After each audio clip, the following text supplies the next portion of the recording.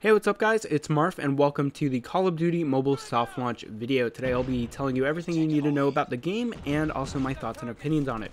Firstly, if you want to download the game on iOS, you will need an account in either Australia or Canada, and beyond that you will also need a VPN to play the game and log in and whatnot. As of right now, there is no word on a global launch date, so don't ask because I have no idea, and well, that's just that. Right now in the game, there are two modes available, multiplayer and battle royale.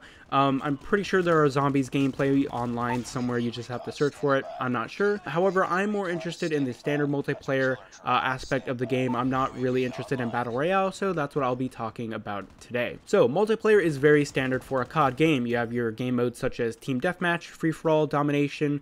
Surprisingly, Hardpoint was removed for the soft launch. It was previously in a beta a while ago. So hopefully that will return later.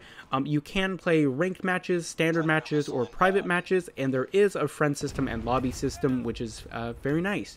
There are 8 maps currently, and they range from Nuketown to Crash, so I think it's a good variety. Most matches last only a few minutes, so grinding for a gun or XP is very tedious, and lots of time is going to be spent in menus and lobbies. As a result, getting longer kill streaks such as the VTOL or other things such as the nuke is very, very hard. Progressing through different levels will get you more guns, perks, and kill streaks just like any normal Call of Duty. However, because this is a free-to-play game, expect things to take a lot longer than normal. Before I talk about the gameplay, which is just one of the more important discussions, I wanted to talk about the graphics and the audio. Firstly, the audio experience is very underwhelming. Guns don't feel like they have a lot of punch, and the game overall sounds like it's running through some sort of compressor. In my opinion, the game just doesn't sound very good at all. However, in terms of visuals, the game looks fairly good. I don't think it's at the level of something like Modern Combat Versus, but it's respectable to say the least. They were most likely just trying to get the game to run on as many devices as possible, and I understand that.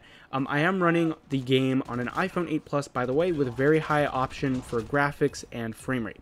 Now, let's talk about the juicy stuff such as gameplay and controls. So, the gameplay is very similar to your standard boots on the ground Call of Duty. Think sort of Black Ops 2, but clunkier because we're on mobile, and just a bit more fast-paced because that's how the scale is and whatnot. Recoil is extremely high, but it's also very random, so controlling a gun is very, very hard and very frustrating. And there are usually 2 bots per team at the moment, and each team has around 5 players, so keep that in mind. I assume that as you level up and as more people start playing the game, there will be less bots per game, so that is kind of disappointing, but I can kind of understand where they're coming from. So the touch controls don't feel very responsive, and it feels like there's a slight delay between pushing a button and the action being performed on screen, especially with aiming down sights and reloading. Once you play the game, you'll get what I mean, I think.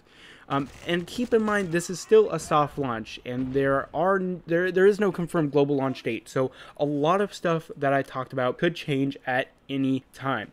And there is still a lot of bugs and glitches like you'll see in my gameplay. Like sometimes my own hunter-killer drone will actually kill me instead of an enemy, and the mini-map is just awful. I mean, you can tell like it moves around like in terms of where the enemies are, and the scale is just, it's terrible, so hopefully they fix that soon. Now, in terms of the pay-to-win stuff, you can buy guns with real money, and they grant special perks such as increased movement speed for a little while after respawning.